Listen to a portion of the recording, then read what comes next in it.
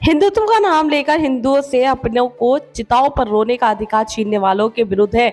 यति सन्यासियों को शिव शक्ति धाम डासना से मुख्यमंत्री आवास तक की पदयात्रा जारी की गई। यति निर्भयानंद, यति रण सिंहानंद, यति सत्यानंद ये नाम है तीन उन सन्यासियों के और अरुण त्यागी व अंकुर जवाल साथी के जो अपने गुरु शिव शक्ति धाम ढासना के पीठाधीश्वर व श्री पंचदशनो नाम जूना अखाड़े के महामंडलेश्वर यति नरसिंहानंद गिरी जी महाराज के सम्मान में शिव शक्ति धाम ढासना से एक रक्त लिखित पत्र लेकर पैदल ही मुख्यमंत्री योगी आदित्यनाथ महाराज के आवास तक जा रहे हैं।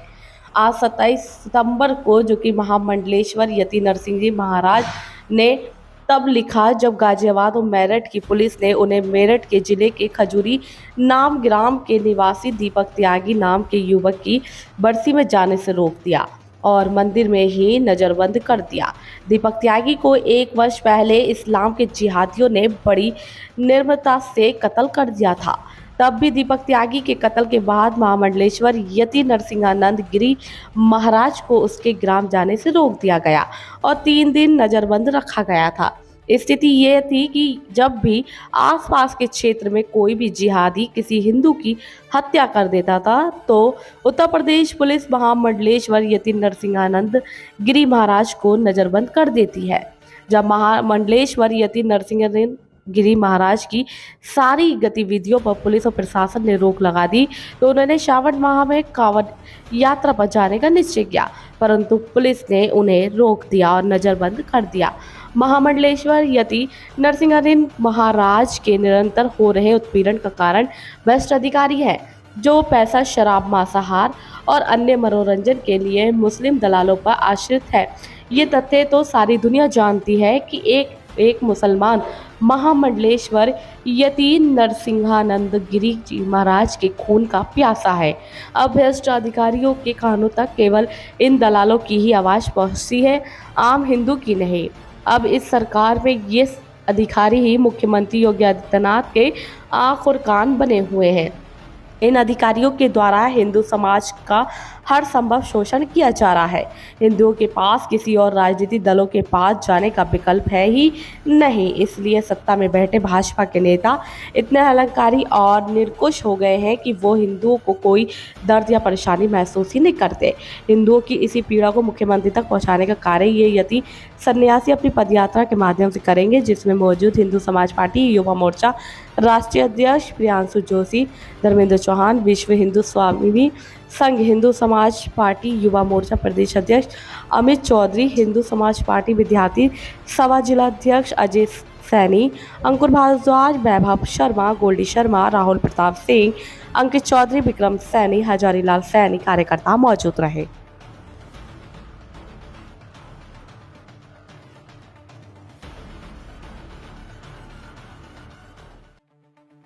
हुआ है क्या प्रोग्राम है?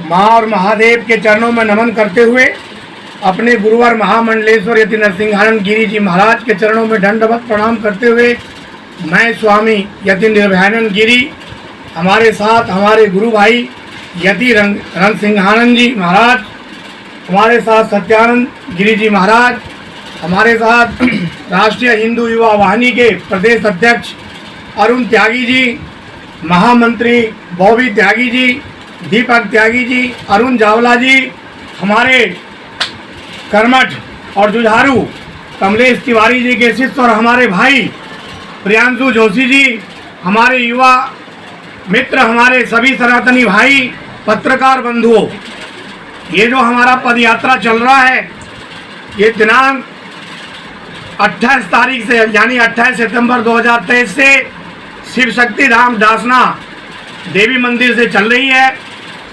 ये यात्रा श्री पंचदशनाम जूना अखाड़ा के महामंडलेश्वर और शिव शक्ति धाम ढासना के पीठाधीश्वर हमारे गुरुवर महामंडलेश्वर यति नरसिंहानंद गिरी जी के सम्मान में पद यात्रा करके प्रदेश के मुखिया माननीय योगी जी महाराज तक हम जा रहे हैं और हमारे गुरुवर के द्वारा रक्त से लिखित पत्र लेकर हम जा रहे हैं जो उन्हें हम सौंपेंगे और अपने संतों के ऊपर, महामंडलेश्वर जी के ऊपर, हमारे गुरुवर के ऊपर जो अत्याचार कर रहे हैं, जिस तरह से शोषण हो रहा है, जिस तरह से उन्हें बार बार नजरबंद किए जा रहे हैं, उसके बारे में अपनी पीड़ा हिंदुओं की वोट, सनातनियों की वोट से बनने वाली सरकार, सनातनियों के टैक्स से चलने वाली सरकार और साधु संत और सनातनियों पर करे अत्याचार, ये बर्दाश्त नहीं होगी।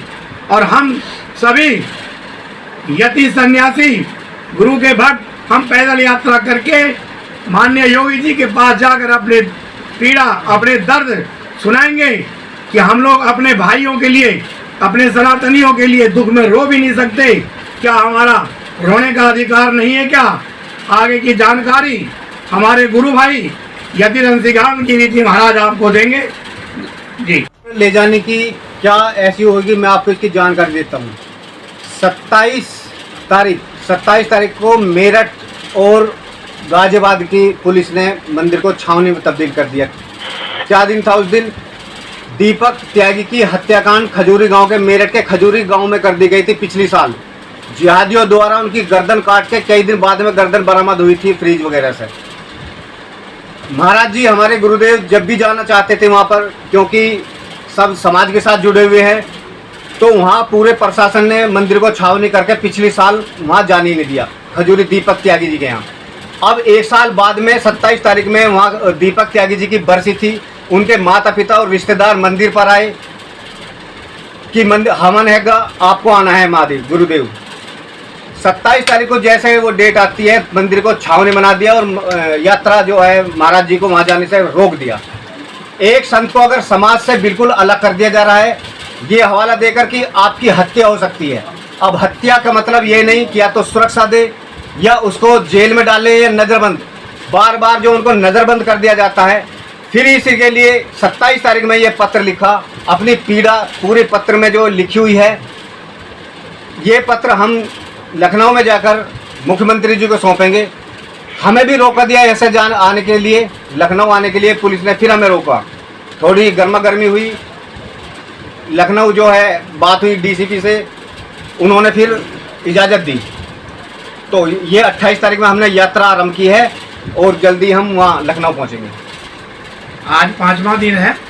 हम लोग मुरादाबाद में रात में हमारी विश्राम थी और अभी हम यात्रा लेके सीधा जो है रामपुर की ओर बढ़ रहे हैं। सीधा जहाँ तक जाया जाएगा, लगभग 45 किलोमीटर, 45 किलोमीटर प्रतिदिन चल रहे हैं हम लोग। और जहाँ पर ज़्यादा रात्रि हो जाती है वहाँ पर रुक जाते हैं, फिर अगले दिन चलते हैं। हर हर महादेव, हर हर महादेव, हर हर महादेव।